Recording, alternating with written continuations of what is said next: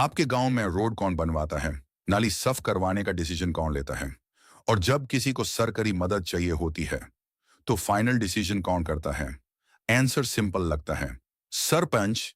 लेकिन असली सवाल ये है, क्या सरपंच सब कुछ अकेला डिसाइड करता है या फिर उसके पीछे भी एक हिडन सिस्टम चलता है? आज हम इसी गांव के सिस्टम को डिकोड करेंगे।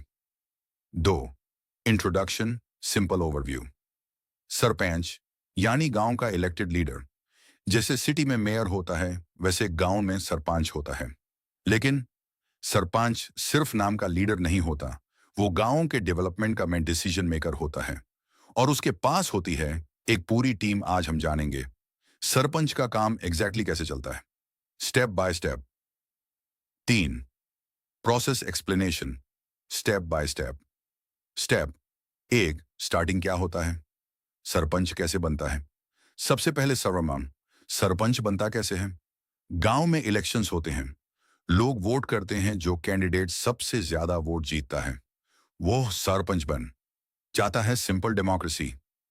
एपी का वोट डिसाइड करता है कि गांव का लीडर कौन होगा। यहीं से शुरू होती है रिस्पॉन्सिबिलिटी। स्टेप दो, नेक्स्ट क्या होता है, टीम और पंचायत सिस्टम। सरपंच अकेला काम नहीं करता, उसके साथ होती है ग्राम पंचायत टीम, पंच, members, secretary, government officer.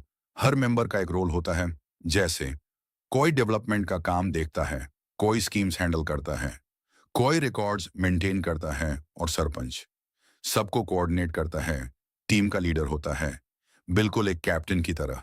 Step तीन, सिस्टम कैसे काम करता है, डिसीजन प्रोसेस।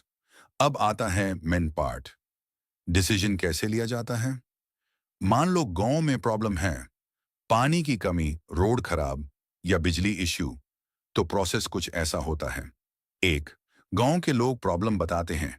दो, ग्राम सभा मीटिंग होती है। तीन, सब मिलकर डिस्कस करते हैं। चार, प्रपोजल बनाया जाता है। पांच, सरपंच और पंचायत उसको अप्रूव करते हैं। यानी डिसीजन एक इंसान नहीं, पूरा गांव मिलकर लेता है। स्टेप चार, फाइनल आउटपुट कैसे मिलता है। जब प्लान अप्रूव हो जाता है, गवर्नमेंट से फंड आता है, काम स्टार्ट होता है और प्रोजेक्ट कंप्लीट होता है। जैसे नई रोड बन गई, हैंडपंप लग गया, स्कूल रिपेयर हो गया, और ये सब सरपंच के कोऑर्डिनेशन से पॉसिबल होता है। चार, बिहाइंड द सीन्स, अंदर क्या चल रहा होता है। अब थोड़ा अंदर की बात, सरपंच का डेली लाइफ इजी नहीं होता, उसको हैंडल करना पड़ता है। गवर्नमेंट स्कीम्स का इम्प्लीमेंटेशन, बजट का मैनेजमेंट, लोगों की कंप्लेंट्स, ऑफिशियल्स के साथ मीटिंग्स, और कभी कभी पॉलिटिक्स भी हैंडल करनी पड़ती है। लोगों की एक्सपेक्टेशंस भी मैनेज करनी पड़ती है। यानी सरपंच का रोल सिर्फ नाम का लीडर नहीं, बल्कि problem solver plus manager plus leader, सब कुछ है। पांच, real life example, simple comparison. चलो इसे एक सिंपल एग्जाम्पल से समझते हैं। सोचो एक फैमिली है, हेड ऑफ फैमिली बराबर सरपंच, मेंबर्स बराबर गांव के लॉग फैमिली मैन। क्या होता है, सब अपनी प्रॉब्लम्स बताते हैं, हेड डिसीजन लेता है और सब मिलकर सॉल्यूशन इंप्लीमेंट करते हैं। बिल्कुल वैसे ही गांव एक बड़ी फैमिली है और सरपंच उसका leader. Simple, clear. Six, interesting facts, मजेदार बातें। फैक्ट वन, सरपंच डायरेक्टली लोगों के वोट से चुना जाता है, इसलिए वो पब्लिक के लिए रिस्पॉन्सिबल होता है। फैक्ट टू, ग्राम सभा में हर एडल्ट विलेजर पार्टिसिपेट कर सकता है, यानी आप भी डिसीजन का पार्ट बन सकते हो।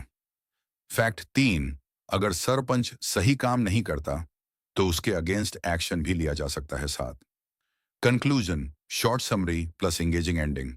तो दोस्तों, आज हमने समझा सरपंच कैसे बनता है, कैसे टीम के साथ काम करता है, कैसे डिसीजंस लिए जाते हैं, और कैसे उसका काम डायरेक्टली गांव को अफेक्ट करता है। यानी सरपंच सिर्फ एक पोस्ट नहीं, बल्कि गांव के डेवलपमेंट का इंजन है।